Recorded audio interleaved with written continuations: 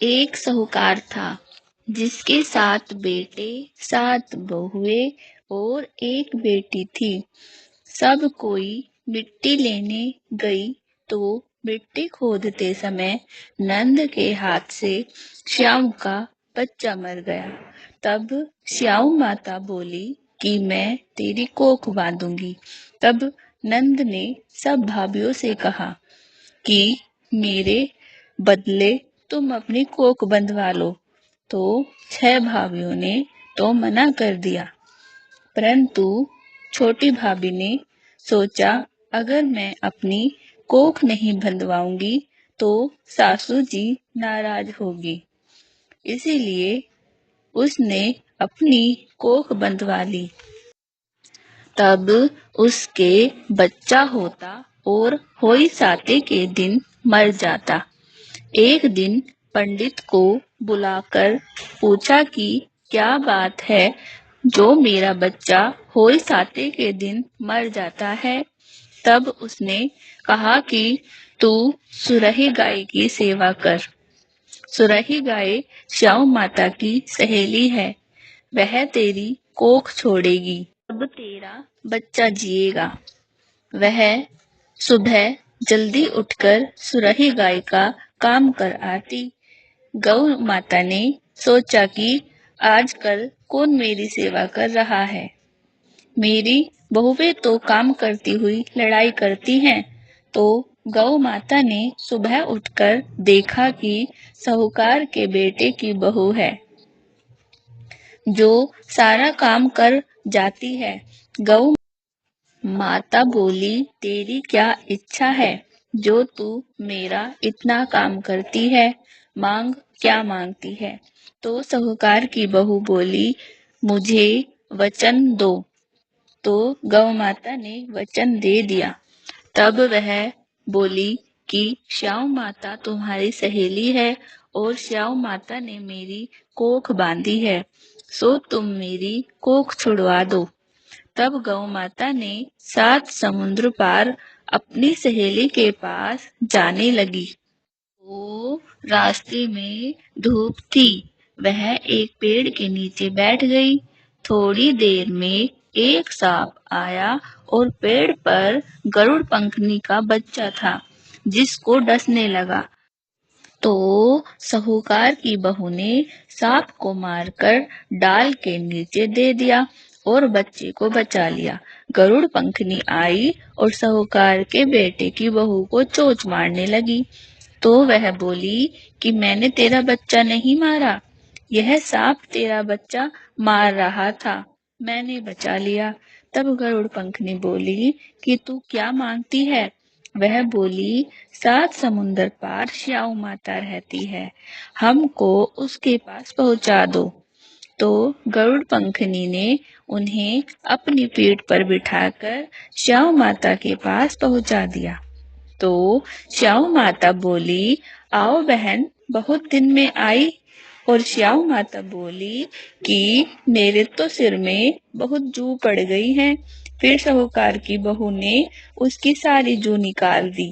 तब श्याम माता बोली तूने मेरी बहुत भलाई करी, इसीलिए तेरे 7 बेटे 7 बहुएं हो।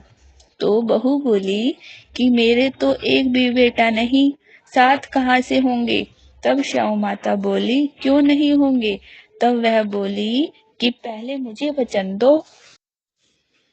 श्याम माता ने कहा अगर मैं वचन से फिरूं जाऊं तो धोबी के घर घाट पर काकरी हो जाऊं।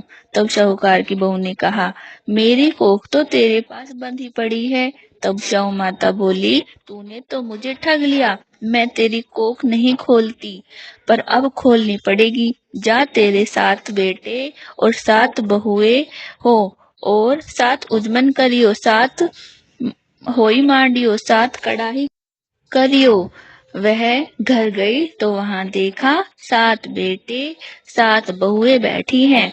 बहुत धन हो गया तो उसने 7 होई मांडी, 7 उजमन करे, 7 कढ़ाई करी। सारी जेठानी बोली कि सब जल्दी जल्दी पूजा कर लो, नहीं तो वह रोने लग जाएगी। थोड़ी देर में उन्होंने अपने बेटों से कहा, तुम्हारी चाची रोई क्यों नहीं? तो बच्चों ने देखकर आकर बताया कि चाची के यहाँ होली मंड रही है। तब जिठानी भाग कर गई और देखा कि कोक छुड़ा लाई है। तब वह बोली, तुमने तो कोक बंधवाई नहीं, मैंने बंधवा ली, परंतु श्याम माता ने दया करके मेरी कोख खोल दी। हे श्याम माता, जैसा साहूकार के बेटे की कोख खोली, वैसा कहते सुनते हुंकारा भरते सब परिवार की कोख खोलती जाइयो। बोलो अहोई माता की जय। तो हर एक कहानी के बाद गणेश जी की कहानी मतलब कि कहानी का जोड़ा जरूर करना चाहिए। तो हमारे गणेश जी की कहानी कुछ इस प्रकार है। एक बार विनायक जी महाराज एक चुटकी में चावल और एक में दूध लेकर घूम रहे थे और कह रहे थे कि कोई मेरी खीर बना दे, कोई मेरी खीर बना दे। तो एक बुढ़िया माई आई और बोली कि ला मैं खीर बना दूं। वह एक कटोरी ले आई। तब विनायक जी बोले कि बुढ़िया माई कटोरा क्यों लाई है, भगोना लाकर चढ़ा दे। तब बुढ़िया माई बोली कि इतने बड़े का क्या करेगा, कटोरा ही बहुत है। तो विनायक जी ने कहा कि तू चढ़ा कर तो देख। तो बुढ़िया माई ने भगोना चढ़ा दिया और चढ़ाते ही वह दूध से भर गया। फिर विनायक जी ने कहा, मैं बाहर जाकर आता हूँ, तो तू खीर बनाकर रखियो। खीर बनकर तैयार हो गई, परंतु विनायक जी महाराज नहीं आए। तो बुढ़िया माई ने सोचा कि क्यों न चख लो। बुढ़िया माई का मन ललचा गया और वह दरवाजा बंद करके खीर खाने लगी और बोली कि विनायक जी महाराज आओ, भोग लगाओ, और खीर खाने लगी।